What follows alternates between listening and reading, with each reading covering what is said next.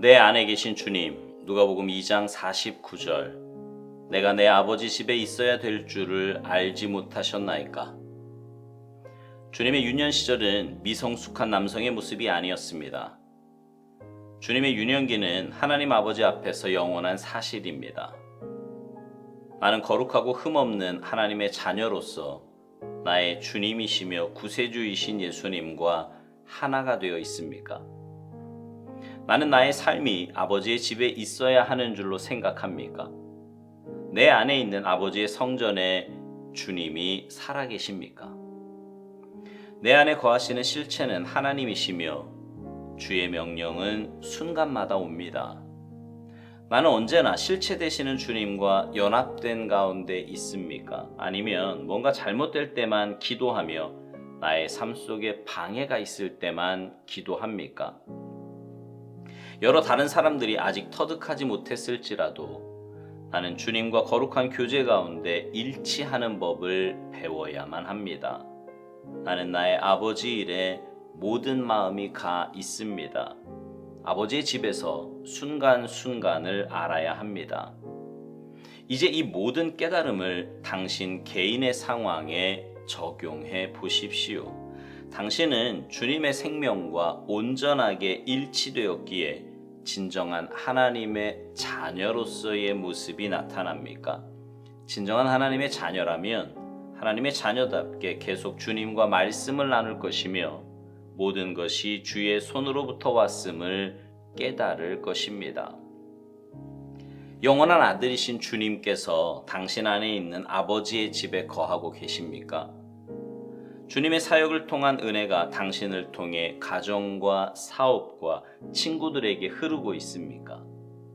당신이 지금 경험하는 일들을 왜 당하는지 의아해 본 적이 있습니까?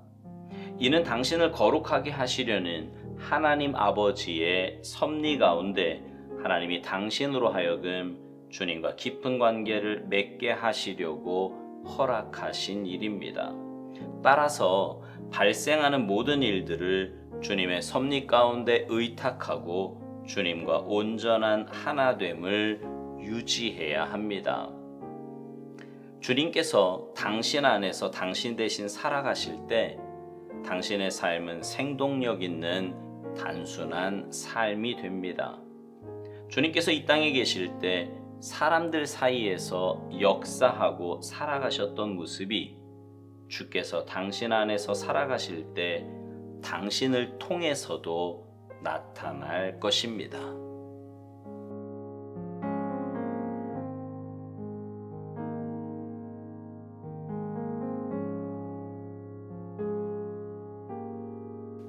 하나님이신 예수님은요, 이 땅에 오셔서 인간의 몸을 입고 계시면서도 하나님과 바른 관계를 유지하고 계셨습니다. 그런데 예수님의 모습을 보면 그냥 가만히 있어도 저절로 유지되는 것이 아니라 매일 기도 가운데 또 말씀으로 하나님과 교제하며 그 관계를 유지하고 계셨습니다. 물론 하나님이신 예수님은 전혀 그럴 필요가 없으셨어요. 하나님 자체이시고 또 성부 하나님과 어떤 노력으로 인해 유지되는 관계가 아니니까요. 그러나 주님께서 그런 본을 보여주신 이유는 바로 우리 때문입니다. 죄인된 우리는 거룩하신 하나님과 관계를 올바로 유지하기 위해서 말씀과 기도로 거룩한 삶을 살아야 합니다. 우리의 신분은 주님을 영접하는 순간 하나님의 자녀가 되었습니다. 영원한 멸망의 자식에서 영원한 생명의 자녀로 거듭나게 된 거예요. 거듭난 우리에게 필요한 것은 이제 하나님과의 친밀함입니다. 친밀함. 아기가 태어나서 시간이 지날수록 엄마 아빠를 알아보고 또 엄마 아빠에게만 가려고 하는 이유가 뭐라고 생각하십니까? 엄마 아빠라서 저절로 그렇게 된다고 생각하십니까? 아니에요. 전혀 아닙니다. 엄마 아빠의 사랑의 수고가 있기 때문에 그런 거예요. 예전에요, 제가 미국에서 목회할 때 집사람과 하람이가 1달 반 정도 한국에 나와 있었던 적이 있습니다. 근데 그때 하람이 나이가 한 3살 정도였던 것 같아요. 근데 이제 한 달 반 만에 아빠를 만났는데 공항에서요. 처음에 이렇게 저를 딱 보는데 굉장히 낯설어 하는 거예요. 분명 어디서 많이 본 사람인 것 같기는 한데 자주 만나진 않았고 한 50일 동안 그 어린 나이에 50일 동안 아빠를 못 만나니까 이제 그새 잊어버린 거예요. 그래서 선뜻 아빠라고 이렇게 다가오지 못하는 거였습니다. 그때 깨달은 것이요. 엄마 아빠라고 해서 아이가 다 오는 것은 아니다라는 것이었습니다. 매일 아이를 먹이고 입히고 씻기고 그 아이와 함께 시간을 보내며 사랑의 수고를 할 때 아이와 부모의 관계는 가까워지는 것이고 그럴 때 아이가 편안하게 다가올 수 있는 것입니다. 하나님과 우리와의 관계도 마찬가지예요. 가만히 있다고 해서 저절로 하나님과 우리와의 관계가 깊어지는 것은 아닙니다. 특별히 죄 가운데 살다가 거듭난 우리는 하나님의 성품보다는 여전히 세상에 속한 인간적이고 세속적인 세상적인 성품이 더 많이 남아 있습니다.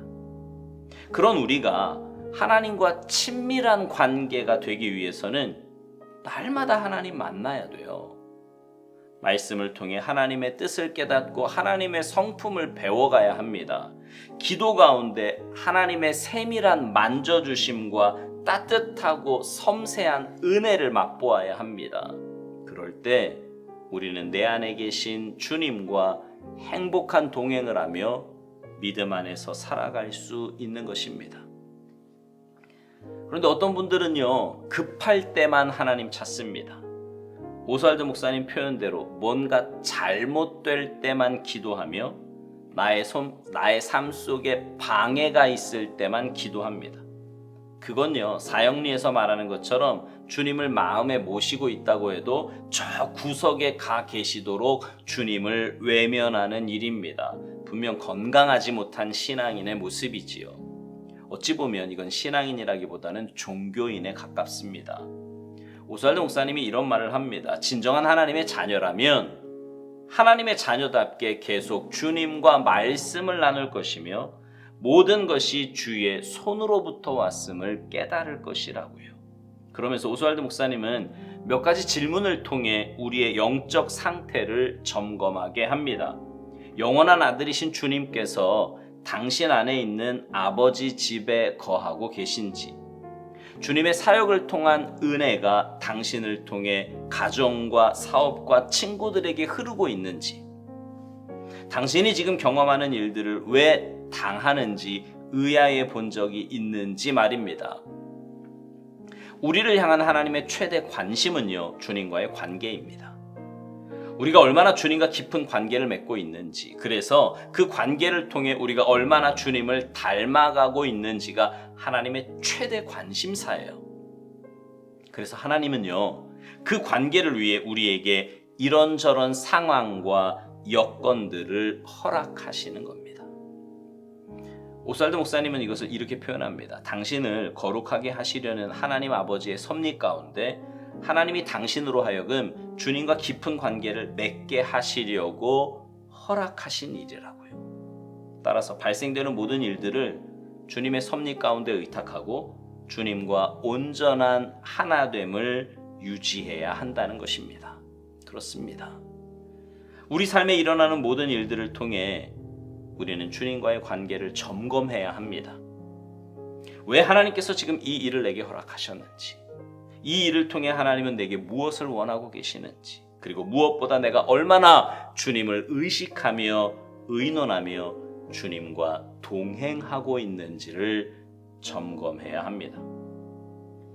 오스왈드 목사님이 묵상 마지막에서 이런 말을 해요. 주님께서 당신 안에서 당신 대신 살아가실 때 당신의 삶은 생동력 있는 단순한 삶이 된다고요. 주님께서 이 땅에 계실 때 사람들 사이에서 역사하고 살아가셨던 모습이 주께서 당신 안에서 살아가실 때 당신을 통해서도 나타난다고 말합니다. 그렇습니다. 주님은요, 지금도 살아 역사하시기에 그분이 내 삶의 주인이 되시면 내 삶에도 주님의 역사가 나타나게 될 것입니다. 여러분 기억하십시오. 누가 내 인생의 주인이냐, 누가 내 인생의 키를 쥐고 있느냐에 따라 내 삶의 모습은 많이 달라질 것입니다. 바라기는 여러분의 삶의 주인을 주님으로 모시고 그분 뜻대로 순종하며 사셔서 지금도 살아 역사하시는 하나님의 놀라운 역사와 능력이 여러분의 삶을 통해 나타나기를 주님의 이름으로 축복합니다. 아멘.